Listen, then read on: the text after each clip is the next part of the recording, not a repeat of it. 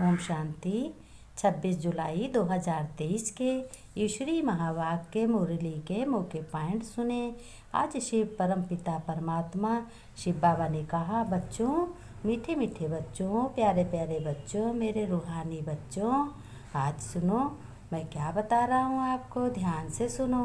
बाप से अपने जीवन मुक्ति का तुम्हें वर्षा लेना है, इसलिए माया के सर्व बंधनों से मुक्त हो जाओ और यहाँ के जीवन मुक्त ही वहाँ जीवन मुक्ति पद पाते हैं। जानो, यहाँ अगर जीवन मुक्ति जीते जी मुक्ति पाओ दोनों पार्ट में हो ना, तो यहाँ कम कर्म करते हुए अपने शिव बाबा को याद करो और अपने कर्म करते रहो, तो तुम कर्मयोगी और राज ऋषि दोनों हो। तो इसलिए शिव बाबा ने कहा, बच्चों, तुम्हें जीवन मुक्ति मिली है और इस याद करते हुए अपने कर्म को, तब तुम स्वर्ग सतयुग में भी तुम जीवन मुक्ति का आधार सर्व सुख तुम्हें ही प्राप्त होंगे। आएंगे सभी लोग, जो जितना ज़्यादा सुनते हैं, कम पुरुषार्थ वाले, ज़्यादा पुरुषार्थ वाले और नहीं सुनते वो भी आएंगे, लेकिन पुरुषार्थ जैसा होगा उसी अनुसार से वो सुख पाएंगे। जिन्होंने ज़्यादा पुरुषार्थ किया है उन्हों को ज़्यादा सुख मिलेगा और जो कम में किया है उन्हों को कम मिलेगा। जिन्होंने बिल्कुल नहीं किया है उनको वो भी बिल्कुल पिछाड़ी में आएंगे, बिल्कुल पीछे लाइन में खड़े होंगे। वो फिर जल्दी आ जाएंगे यहाँ स्थूल वतन में पार्ट अपना बचाएंगे। फिर शिव बाबा ने कहा, बच्चों, मैं प्रश्न पूछता हूँ, इस ज्ञान का बीज अविनाशी है, कैसे है, कौन सा है, बताओ बच्चों। तो बाबा ने कहा, चलो मैं बता रहा हूँ। इस ज्ञान से सूर्यवंशी और चंद्रवंशी राजधानी में तुम आते हो। इस ज्ञान को सुन करके तुम बच्चों चंद्रवंशी, पहले सूर्यवंशी में आओगे, सतयुग में, फिर त्रेता में चंद्रवंशी में आओगे, फिर द्वापर में आओगे। ऐसे धीरे धीरे उतरती कला में तुम धीरे धीरे पुराने हो जाते हो। तो इसलिए शिव बाबा ने कहा, तुम्हें सबसे पहले सूर्यवंशी में आना है। जो आत्माएं एक बार भी ज्ञान लेती हैं वो भी छोड़कर चली जाएं, फिर भी वो अंत में आएंगी, क्योंकि उन्हें भी राजधानी में आना है ना। क्योंकि शिव बाबा किसी को अपना पराया थोड़ी मानते हैं, सबको एक समान मानते हैं, लेकिन पद अपने अपने पुरुषार्थ के अनुसार ही पाते हैं। जैसे स्कूलों में पढ़ते हैं बच्चे, तो जैसा जो कोई पढ़ता है उसी हिसाब से उसकी डिवीज़न आती है, उसी नंबरों से पास होता है। इसलिए शिव बाबा ने कहा, ये बच्चों, तुम्हारा भी ईश्वरी पाठशाला है, तो इस ईश्वरी पाठशाला में तुम ईश्वरी स्टूडेंट हो, तो तुम पढ़ाई कर रहे हो अपने अगले जन्म के लिए।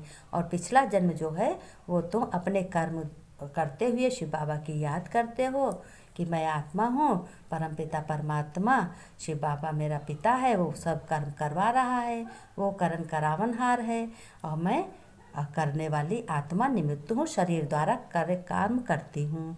तो बाबा ने कहा कि बच्चों, ये ज्ञान रतन अविनाशी सिद्ध करती है। तुम्हें ज्ञान रत्न जो मिलते हैं अविनाशी हैं, ये हमेशा तुम्हारे पास बने रहेंगे, कभी भी नष्ट नहीं होंगे। शिव बाबा ने कहा कि भोलेनाथ से निराला कोई देव नहीं है, तो भोला भी सबसे बड़ा है ना। भोलानाथ से निराला कोई भी नहीं है, तो भोलानाथ है अनाथों का नाथ। जिसके कोई भी माता पिता न हो उसकी भी वो सेवा करता है पिता बनकर। और तुम तो बच्चे ही बने हो, उसको सर्व संबंध सारे तुमसे हैं। तुम तो वे सबसे अच्छे बच्चे हो, वंडरफुल बच्चे हो। फिर शिव बाबा ने कहा, बच्चों देखो, अब अपने भोलानाथ प्राणेश्वर के सम्मुख तुम बैठे हो और ईश्वरी ज्ञान पढ़ाई सुन रहे हो और अच्छी रीत जानते हो कि ये बेहद का बाप हमारा परम पिता है भोलानाथ, हमको फिर से सुखी बना रहा है, फिर से हमको सतयुग में ले जाने के लिए हमारी तैयारी करा रहा है और पढ़ाई करके हमको समझदार बना रहा है। फिर कहा कि बुद्धि वहाँ चली जाती है, बरोबर बाप द्वारा ही हम बाप के घर जाते हैं। बुद्धि कहाँ चली जाती है? परम धाम में, जहाँ शिव बाबा रहते हैं। चांद सितारों के उस पार शांति धाम, मूल धाम, स्थूल धाम, सुख धाम, परम धाम, ये बाबा के रहने का स्थान है। वहीं के तुम भी बच्चे रहने के हो, तो तुम भी अपने घर के नाम को याद करो। तो शिव बाबा ने कहा, एक साजन आकर सब सजनियों को गुलगुल बनाते हैं। अब साजन कैसे हो गया? क्योंकि प्राणनाथ है ना, तो साजन हो गया प्राणों का। और तुम प्राण सजनिया हो तो तुम आत्माएं हो, तो तुम नाथ की सजनिया हो गई। तो इसलिए तुम्हें गुलगुल अच्छे से अच्छा बनाते हैं, हीरे के समान समझ देते हैं। फिर कहा उनका नाम ही है पतित पावन, वो दुखियों को सुखी बनाने आते हैं। परंतु तुम बच्चे बहुत दिनों से अपने संबंध में रहते रहते अपने श्रीमत से अपने श्री बाप को भूल जाते हो, शिव बाप को भूल जाते हो। फिर ड्रामा के अंदर ये नोंद है, पहले से बनी बनाई ये रेल है, वो अब वापस जा रही है, अब मतलब निकल रही, सब देखते जा रहे हो, आगे के रेल की तैयारी कर रहे हो। शिव बाबा ने कहा तुम भी मुझ बाप के साथ रहने वाले थे, फिर तुम बच्चों को तो पार्ट बजाना ही होता है। बाबा ने कहा तुम मेरे साथ के रहने वाले हो, फिर तुमको यहाँ षष्ठी पर आकर के तुमको अपना कर्म करना ही होता है। और मैं कोई कर्म नहीं करता हूँ, मैं तो सिर्फ अपने बच्चों के साथ उनकी मनोकामनाओं को पूरा करता हूँ। रावण से तुम्हें बहुत दुख मिला है बच्चों। बाबा ने कहा तुम्हें बच्चों रावण से बहुत दुख मिला है, इसलिए मैं आता ही हूँ तुम आत्माओं को रावण के दुखों से छुड़ाने। देखो ना, कई घर में आपस में सब लड़ते झगड़ते रहते हैं, अगर उनको ज्ञान हो तो क्यों लड़ेंगे झगड़ेंगे। ये तो ज्ञान होना चाहिए कि हमारी पिछली जो रील है भरी हुई है वो हमारे सामने आ रही है, हम उसी की पिक्चर देख रहे हैं और आगे की पिक्चर की शूटिंग कर रहे हैं। इस तरीके से अपने मन को समझाओ, मन बुद्धि से समझाओ। किसी के सामने कहो तो वो हंसने भी लगेगा। तो बाबा ने कहा ये ज्ञान भी बच्चों बहुत गूढ़ है और इस ज्ञान को तुम ही बच्चे समझ सकते हो, क्योंकि तुम ही ब्राह्मण बनते हो, तुम ही बच्चे बनते हो, तुम ही सजनिया बनते हो। तो मैं तो तुमको सब समझ हर चीज़ से हर रिश्ते से समझाता हूँ। फिर शिव बाबा ने कहा कि प्रवृत्ति मार्ग जैसे चढ़ने का मार्ग तो स्वर्ग भी तभी यहाँ ही होता है, फिर तो स्वर्ग भी यहाँ ही होता है। ब्राह्मण वर्ण से तुम वर्ण में देवता हो, फिर क्षत्रिय, फिर वैश्य, फिर शूद्र। देखो यही सब बाबा ने बताया, इतने वर्ण में तुम आते हो। सयाने बच्चे जो होते हैं वह अच्छी रीत पढ़ाई बहुत ध्यान से करते हैं।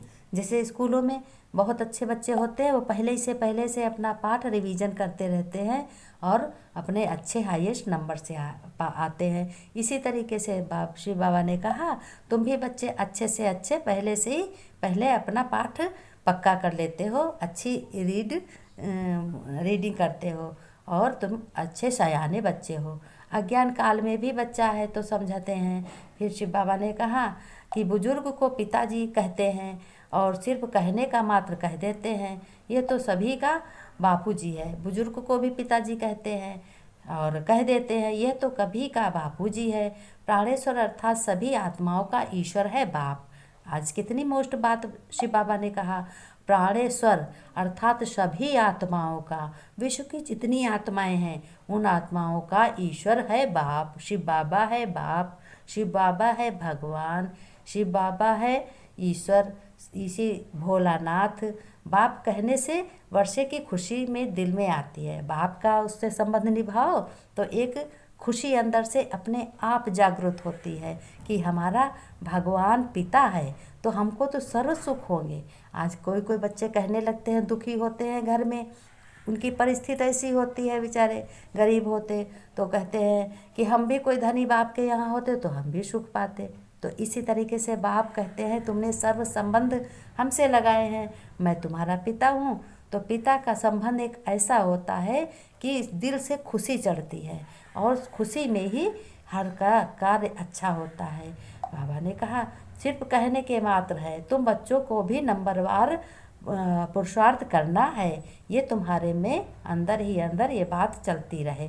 बरोबर बेहद का बाप तुम्हें राजयोग सिखला रहा है। अब ये संत महात्माओं ऋषि मुनियों का सन्यासियों का योग नहीं है कि रंग के वस्त्र पहन के बैठ गए, माला फेरने लगे, अगर किसी ने कुछ कह दिया तो उन्होंने शाप दे दिया। पहले के ऐसे ही था, शाप दे देते थे। लेकिन ये तपस्या वो नहीं है, ये तपस्या ये है घर गृहस्थ में रहते हुए अपने को कि मैं कमल पुष्प आसनधारी हूँ, मैं पवित्र आत्मा हूँ, शिव बाबा परमपिता की संतान हूँ और उनको याद करके कर्म कर रही हूँ। कर्म करते जाओ, याद करते जाओ, यही बच्चों तुम्हारी सेवा है। 21 जन्मों तक तुम अपना राज्यभाग्य लेते हो। फिर शिव बाबा ने कहा, बच्चों तुम्हें बहुत बहुत अपने परमपिता शिव परमात्मा की याद करते हुए हर कर्म करना है। घर गृहस्थी में रह करके तुमसे वादा है कि तुमको ज़रूर सुख की रजाई में तुमको आना है, सतयुग में आना है और तुम्हें हमारी विजयमाला में आना है ज़रूर। शिव बाबा ने वादा किया है कि तुम्हें हमारी विजयमाला में ज़रूर आना है और हर कर्म में विजय तुम्हें प्राप्त होगी।